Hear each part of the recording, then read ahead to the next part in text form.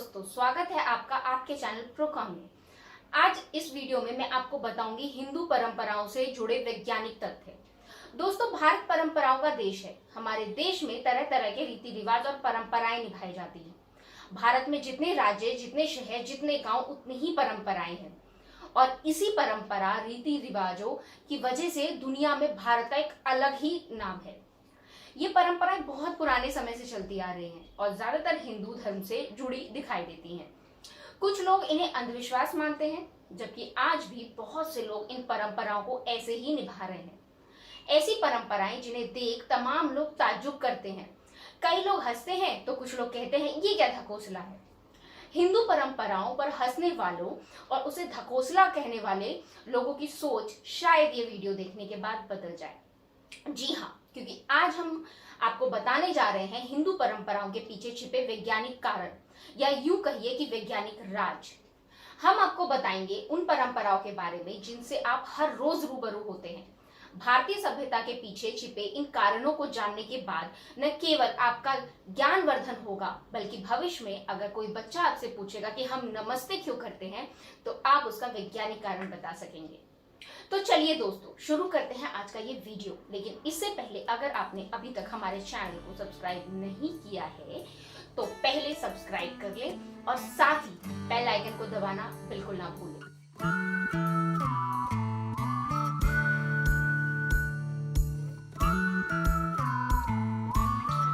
आपने कभी सोचा है कि हम हाथ मिलाने की बजाय हाथ जोड़कर नमस्ते क्यों कहते हैं? इसका रीजन ये है कि जब सभी उंगलियों के टॉप एक दूसरे से संपर्क में आते हैं तो उन पर दबाव पड़ता है। एक्यूप्रेशर के कारण उसका सीधा असर हमारी आंखों, कानों और दिमाग पर होता है, जिससे सामने वाले व्यक्ति को लंबे समय तक याद रखने में मदद मिलती है। और इसका एक दूसरा कारण यह भी है कि अगर आप हाथ मिलाने की बजाय हाथ जोड़कर अभिवादन करते हैं तो सामने वाले के शरीर के कीटाणु हम तक नहीं पहुंच पाएंगे। हाथ जोड़कर अभिवादन करने से एक दूसरे के हाथों का संपर्क नहीं हो पाता, जिससे बीमारियां फैलने वाले वायरस तथा बैक्टीरिया हम तक नहीं पहुंच पाते और हम बीमारियों से बचे रहते हैं। दूसरी परंपरा है माथे पर कुमकुम या तिलक लगाना। इसके पीछे का वैज्ञानिक तर्क यह है कि आंखों के बीच माथे पर एक नस जाती है। कुमकुम या तिलक लगाने से उस जगह पर एनर्जी बनी रहती है। माथे पर तिलक लगाते वक्त जब अंगूठे या उंगली से प्रेशर पड़ता है, तब चेहरे की उस त्वचा को ब्लड सप्लाई करने वाली मांसपेशी एक्टिव हो जाती है। इससे चेहरे की कोशिकाओं तक अच्छी तरह से ब्लड पहुंचता है। तीसरी परंपरा, भोजन की शुरुआत तीखे से और अंत मीठे से। दोस्तों, जब भी कोई धार्मिक या पारिवारिक अनुष्ठान होता है तो भोजन की शुरुआत होती है तीखे से और अंत होता है मीठे से। ये इसलिए होता है क्योंकि तीखा खाने से हमारे पेट के अंदर पाचन तत्व एवं अम्ल सक्रिय हो जाते हैं। इससे पाचन तंत्र ठीक तरीके से संचालित होता है। अंत में मीठा खाने से अम्ल की तीव्रता कम हो जाती है, जिससे पेट में जलन नहीं होती। चौथी परंपरा है कान छिदवाना। भारत में लगभग सभी धर्मों में कान छिदवाने की परंपरा है। दर्शनशाली मानते हैं कि इससे सोचने की शक्ति बढ़ती है, जबकि डॉक्टरों का मानना है कि इससे बोली अच्छी होती है और कानों में होकर दिमाग तक जाने वाली नस का रक्त संचार नियंत्रित होता है। दोस्तों, पांचवी परंपरा है जमीन पर बैठकर भोजन करना। भारतीय संस्कृति के अनुसार जमीन पर बैठकर भोजन करना अच्छी बात होती है। वैज्ञानिक तर्क कहता है कि पलटी मारकर बैठना एक प्रकार का योगासन है। इस पोजीशन में बैठने से मस्तिष्क शांत रहता है और भोजन करते वक्त अगर दिमाग शांत हो तो पाचन क्रिया अच्छी रहती है। इस पोजीशन में बैठते ही खुद ब खुद दिमाग से एक सिग्नल पेट तक जाता है कि वह भोजन के लिए तैयार हो चुका है। छठी परंपरा है सूर्य नमस्कार। सूर्य को जल चढ़ाने की परंपरा बहुत पुराने समय से है। धर्म शास्त्रों के अनुसार सूर्य देव को जल चढ़ाने से सूर्य देव प्रसन्न होते हैं और मनुष्य पर सूर्य का प्रकोप नहीं पड़ता और उससे राशि दोष खत्म हो जाता है। वैज्ञानिक के अनुसार सूर्योदय के समय सूर्य की किरणें ज्यादा तेज नहीं होती, जो शरीर के लिए एक औषधि का काम करती है। उगते सूरज को जल चढ़ाने से तथा जल की धार से सूर्य को देखने से सूर्य की किरणें जल में से छनकर हमारी आंखों और शरीर पर पड़ती है, जिससे आंखों की रोशनी तेज होती है तथा पीलिया, क्षय रोग और दिल की बीमारियां खत्म हो जाती हैं। सूर्य की किरणों से विटामिन डी भी प्राप्त होता है। इसके अलावा सुबह सुबह से शुद्ध ऑक्सीजन भी हमें मिलता है। छठी परंपरा है सिर पर चोटी रखना। हिंदू धर्म में ऋषि मुनि सिर पर चुटिया रखते थे, आज भी लोग रखते हैं। विज्ञान के हिसाब से जिस जगह पर चुटिया रखी जाती है उस जगह पर दिमाग की सारी नसें आकर मिलती है। इससे दिमाग स्थिर रहता है और इंसान को क्रोध नहीं आता।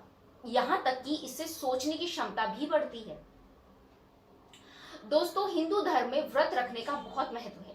खास तौर पर महिलाएं अपनी अपनी श्रद्धा और आस्था के अनुसार अलग अलग देवी देवताओं को मानती हैं और उनकी पूजा करती हैं, और फिर सप्ताह का एक दिन या खास मौकों पर या त्योहारों पर अपने देवी देवताओं के लिए व्रत रखती हैं, जिसमें वे पूरे दिन बगैर अन्न खाए सिर्फ फल खाकर ही रहते हैं।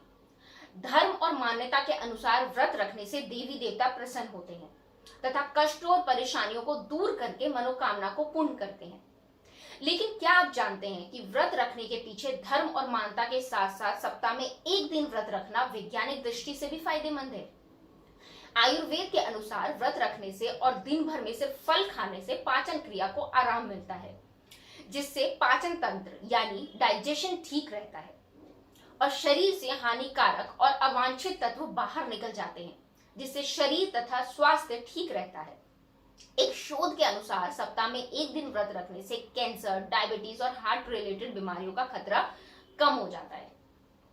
दोस्तों, आपने कभी सोचा है कि शादीशुदा हिंदू महिलाएं सिंदूर क्यों लगाती हैं?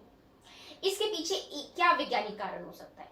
लेकिन आपको ये जानकर बहुत हैरानी होगी कि इसके पीछे भी वैज्ञानिक कारण है। सिंदूर में हल्दी, चूना और मरकरी होता है। यह मिश्रण शरीर के रक्तचाप को नियंत्रित करता है। लेकिन अगर इससे रक्तचाप नियंत्रित होता है तो विधवा औरत और कुंवारी लड़कियां सिंदूर क्यों नहीं लगाती? क्योंकि सिंदूर लगाने से सेक्सुअल डिजायर भी बढ़ती है, इसलिए विधवा औरतों और कुंवारी लड़कियों के लिए सिंदूर लगाना वर्जित है। दोस्तों, आपने कई बार अपने बड़े बूढ़े लोगों से सुना होगा कि तुलसी पूजा करने से घर में समृद्धि आती है, सुख शांति बनी रहती है। लेकिन क्या इसके पीछे का वैज्ञानिक कारण आपको मालूम है? तुलसी इम्यून सिस्टम को मजबूत करती है, लिहाजा अगर घर में पेड़ होगा तो इसकी पत्तियों का इस्तेमाल भी होगा और इससे बीमारियां दूर होंगी। चलिए, अब आप मुझे बताइए कि हवन या यज्ञ करने से क्या होगा? आप में से कई लोग कहेंगे कि हवन करना, यज्ञ करना हमारी परंपरा है, हमारा धर्म है। हवन करने से भगवान खुश होंगे, दुख खत्म होंगे। हाँ, ये सब तो होता ही है, लेकिन हवन सामग्री में जिन प्राकृतिक तत्वों का मिश्रण होता है, जैसे कि कर्पूर, तिल, चीनी, इन सब के मिश्रण के जलने पर जब धुआं उठता है तो उससे घर के अंदर कोने कोने तक कीटाणु समाप्त हो जाते हैं, कीड़े मकोड़े दूर भागते हैं। तो अब जब भी मौका मिले अपने घर में हवन जरूर करवाइएगा। अच्छा, ये बताइए, शादी ब्याह, तीज त्योहार पर हाथों में मेहंदी क्यों लगाई जाती है? ताकि महिलाएं सुंदर दिखे, राइट? लेकिन क्या आप जानते हैं कि मेहंदी एक जड़ी बूटी है जिसके लगाने से शरीर का तनाव, सिर दर्द, बुखार ये सब नहीं होता।